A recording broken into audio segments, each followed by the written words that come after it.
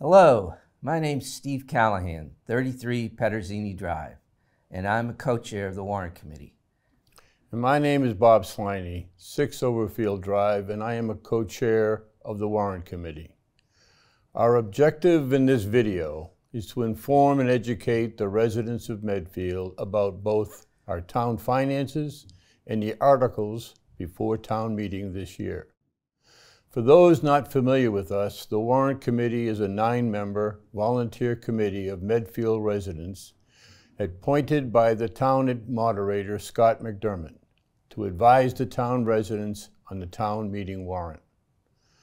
The Warrant Committee's 2 main functions are to study the financial affairs, budgets, capital expenditures, and other investments, and to evaluate warrant articles presented to us from town administration, the select board, the planning board, and citizens' petitions when necessary. It is our responsibility in regularly scheduled public meetings to openly deliberate fiscal matters such as the operating and capital budgets, as well provide a public forum for presentation and deliberation with the sponsors of each article. In addition, members spend considerable time and effort reviewing budget material for each department and meeting with the superintendent of schools, town administrator, the assistant town administrator, school director of finance and operations, and department heads. We research articles presented for vote at town meetings and provide an informed judgment with a recommendation for passage or dismissal. Today, we will not cover the Warrant Committee recommendations on articles, but residents can learn of our recommendations from the printed warrant mailed to each resident or at town meeting for a few articles we needed more time to deliberate and vote. As always, the Warrant Committee's meetings, deliberations, and votes on all articles are available in recordings on the town website and on Medfield TV's YouTube channel. Steve will take us through an update on town finances and introduce those articles before the town meeting. Thanks, Bob. As we look at the fiscal update on the town's finances, it's important to note that our budget must address multiple areas of town finance. We first look at our operating budget, our main area of providing services to the community through the school and municipal budgets. That is the area most familiar to the town. However, it's also important that we address our capital budget. We need to ensure we are properly maintaining our town facilities and providing appropriate and efficient equipment for our departments to use, particularly our public safety, public works, and school departments. We also need to address our reserve accounts, making sure we have appropriate funding to protect the town in case of an emergency or recession. It's also an important component of our credit rating. We also need to address our long-term liabilities. These include our pension and OPEB liabilities. And as always, trying to address all those items in relation to our tax bill as we are financed through our real estate tax bill. It's a very difficult balance to handle all these areas. Over the past years, the Select Board, the Finance Team, and the Warrant Committee have done a good job of ensuring we are presenting comprehensive budgets that address all these areas. As we look at some of the key takeaways from the proposed FY24 budget, some very important points. First, there is no Prop 2.5 override. The budget is balanced. Second, the budget is balanced in accordance with our financial policies so that operating expenditures are covered by current operating revenues. And third, this is the second year in a row that free cash has not been used to balance the operating budget, an important discipline that we need to continue to adhere to. Looking first at our revenues, the FY24 revenue budget is $74 million. The pie chart shows you the components of our revenue. The main area, property taxes, is shown in the blue color. 74% of revenue comes from property taxes. We have a much lower reliance on state aid, 11%, as shown by the red color. This is a very typical revenue chart for a suburban community in Massachusetts. If you saw the same chart for a large city in Massachusetts, you would see a much higher reliance on state aid. We also have local receipts at 6% of our revenues, shown in the orange slice. So as you can see, we are very reliant on our property tax revenue, as it is much more challenging to present a comprehensive budget. Our revenue source is restricted by a formula, Prop 2.5.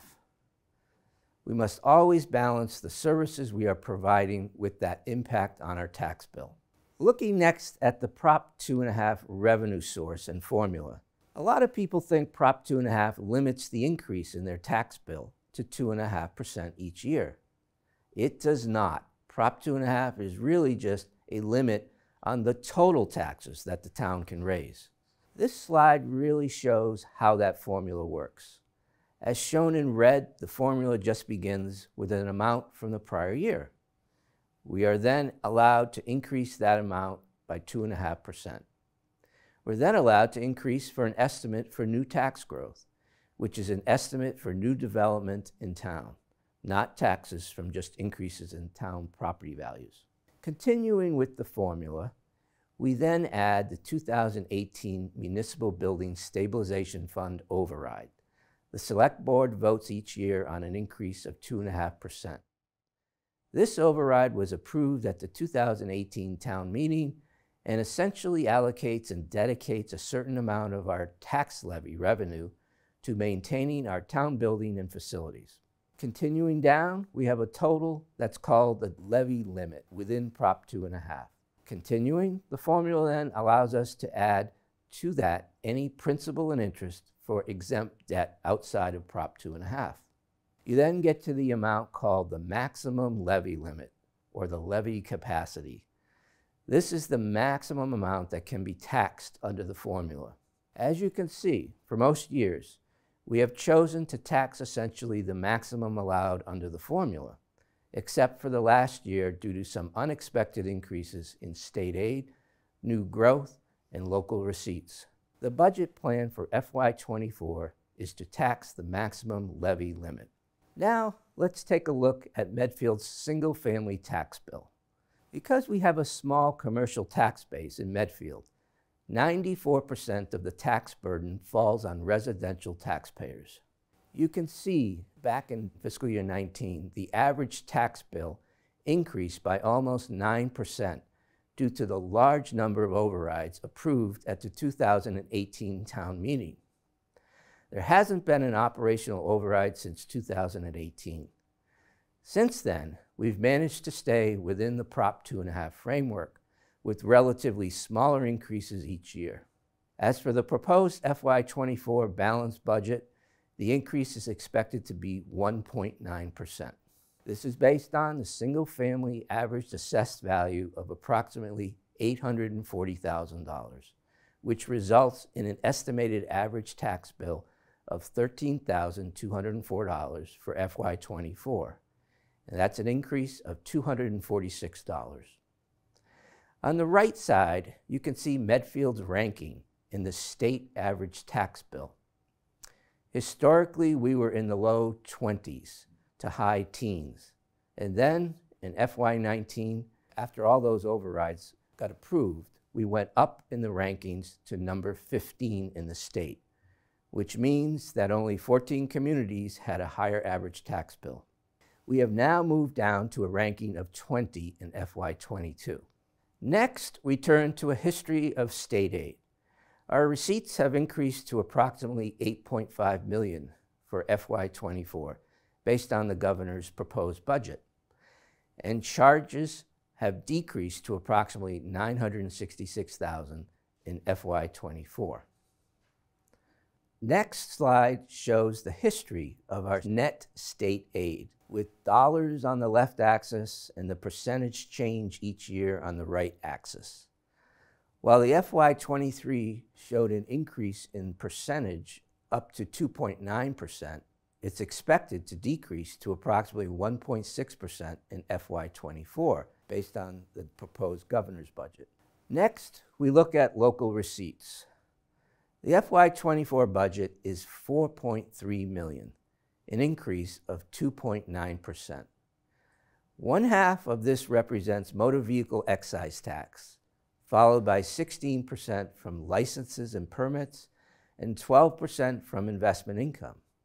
The budget for investment income has increased due to an expected rise in interest rates at current levels through fiscal year 24. Now we turn to what our operating budget expenditures are. This is article number 22. As you can see, the school operating budget represents 60% in the blue slice. Municipal operating budget is 19% in the red slice, and fixed costs approximately 15% in the yellow slice. Fixed costs represent health insurance, retirement, and OPEB for both school and municipal staffing. There is also included in fixed costs a budget for other general insurance like workers' comp and property insurance. All this funds our core services, and as you can see, the budget is overwhelmingly salary driven, since as a percentage of the budget, salaries and related benefits represent approximately 80% of the total. Salary increases are driven by contractual obligations from recently negotiated collective bargaining agreements for the schools, the police, and fire departments, and cost of living adjustments and step increases for all staff. For FY24, our energy costs for school and municipal purposes are budgeted to increase 15%. School transportation costs are budgeted to increase 12%. And health insurance for both school and municipal employees is estimated to increase 5.4%. Now, as previously mentioned, the operating budget proposed this year is balanced without the need for a Prop 2.5 override. But there are warning signs in the town's 5-year forecast of revenue and expenditures that bring into question whether our school and municipal budgets are stable and/or sustainable over the long term. Next, we turn to a comparison of the operating budget for FY24 versus FY23. For FY24, the operating budget is $70.6 million, or an increase of 1.5% from FY23. You can see the total increase is only 1.5%. This is due to a significant decrease in our debt service. The actual increase before debt service is 3.57%. Also, with respect to the municipal operating budget, there is an FY24 budgeted cost of $68,000 for additional staffing for the outreach department related to the Opioid Settlement Stabilization Fund. Without this extra cost, the increase in our municipal budget would be 4.41%. Next, we turn to free cash. Here we have a certified free cash balance on July 1st, 2022 of approximately $4 million, and the various proposed uses of that free cash included in the warrant. This leaves us with an unused free cash balance of approximately $1.8 million, which is in compliance with our 2.5% financial policy test. The FY24 budget has been prepared in accordance with financial policies that are designed so that operating expenditures are covered by current operating revenues, not non-recurring revenue sources. This is the second year in a row that free cash has not been used to balance the budget. Next, we turn to the credit review. While there are no articles in this year's warrant for new debt borrowings, Town Finance is always monitoring how our comprehensive budget decisions might impact on our credit rating. Our latest rating in 2021 was AA1 by Moody's. A good rating helps us issue debt at a lower interest rate. The last bond sale of the town was in FY22, September 2021, when there was a very favorable borrowing environment. Some would say once in a lifetime. The interest rate on 10 to 20-year water department bonds was an incredible 1.46%. Today, the borrowing environment has gotten a lot worse. Next, we turn to our reserves. Here you can see a history of our reserves as a percentage of operating revenue after subsequent spending of free cash. Coming out of the COVID years, the town has managed to rebuild the General Stabilization Fund so that there are now reserves to help with any future economic downturn or an emergency. The buildup of these reserves is very important to maintaining the town's strong credit rating. The General Stabilization Fund is estimated to be $3.1 million as of FY23, and Article 22 will transfer an additional $500,000 from free cash, bringing the balance to an estimated $3.6 million in FY24. The combined free cash after subsequent spending and the General Stabilization Fund now represents approximately 6.9% of operating revenue. Next, we turn to the Municipal Building Stabilization Fund. It's important to maintain our town and school buildings, and so in 2018, the town approved a Prop 2.5 override of dedicated revenue specifically for reinvestment in our municipal buildings. This annual amount of contribution increases by 2.5% each year, is voted on by the Select Board, and is in the solid blue bars on the chart. In FY22 and FY23, there were additional transfers into the Municipal Building Stabilization Fund from MSBA reimbursements and unused funds on projects. And these are represented in the green bars. The current projected balance in this stabilization fund for FY24 is approximately $500,000. It is anticipated that there will be future transfers into the fund in FY24. Articles 15 and 16 ask the town to transfer $1.1 million into the Municipal Building Stabilization Fund and appropriate $1.4 million for capital projects related to our buildings. Details of this appropriation are provided in the warrant mailed to residents. Next, we turn to how we fund capital equipment items that are not related to buildings. While the town approved the creation of a capital stabilization fund at the 2021 town meeting, it does not have a dedicated source of revenue like the Municipal Building Stabilization Fund, and to date has been funded from various sources like free cash, shown in the green bars, and ARPA funds, shown in the yellow bars. The town has been able to build up the Capital Stabilization Fund by first using ARPA funds and additional transfers of free cash. The FY24 Article 17 requests an additional transfer of free cash of $850,000. As you can see from the pie chart on the left, the FY24 appropriation of $796,000 from Capital Stabilization, Article 18, is funded through 40% or $350,000 of ARPA funding and approximately 51% from the Capital Stabilization Fund. Continuing through the articles.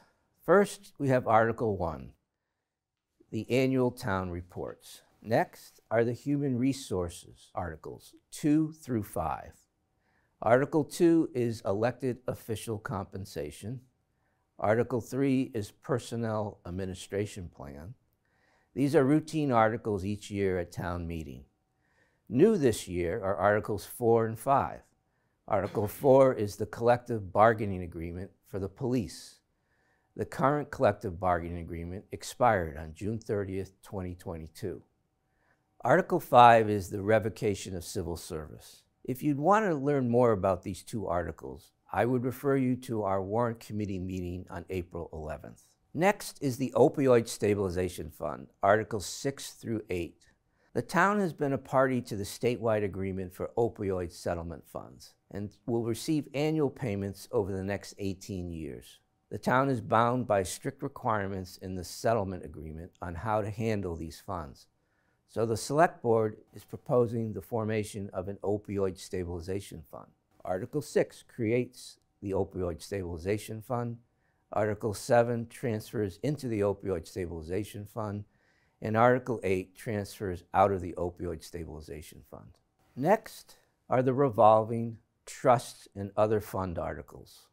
Articles 9 through 14. Article 9 is for the authorization of a new vaccine revolving fund. Article 10 is the annual revolving fund expenditure limit authorization. Article 11 is the cemetery perpetual care trust funds. Article 12 is the Vine Lake Cemetery expansion study. Article 13 is the local public educational and governmental access and cable appropriation. And Article 14 is the Affordable Housing Trust request for funding. Next, we have the water and sewer articles 23 and 24. Article 23 is the FY24 Water and Sewer Enterprise Fund budget. Article 24 is to rescind $500,000 of bond authorization from the water treatment plant. Next, we have the other financial articles, Articles 19 to 21 and Article 31. Article 19 is for $300,000 to fund the construction of a garage at the center at Medfield. Article 20 is for the fund an additional $250,000 for an elementary school feasibility study. Article 21 is to pay some prior year bills. And Article 31 is a placeholder if needed regarding free cash at the town meeting. Next, we have the general articles 25 to 27. Article 25 is to authorize the school committee to proceed on a power purchase agreement and lease authorization for solar photovoltaic projects at various school properties. Article 26 is to change the hours for the noise bylaw. Article 27 is related to water conservation and private well restrictions. And lastly, we have citizens petition articles 28 through 30. Article 28 is for school committee public hearings. Article 29 is for compensation transparency. Article 30 is for the creation of a groundwater protection committee. We want to thank you for your interest in the town's finances and articles before town meeting. Has been said by others, democracy is not a spectator sport. Do not leave your voice and vote for someone else. We urge you to show up to the town meeting on May 1st at 7 p.m. in the Medfield High School Gymnasium. Be a part of our legislative body, participate, and be involved in expressing your vote on these important articles. Thank you again for listening. We appreciate you spending this time with us, and we hope you found this video helpful and informative.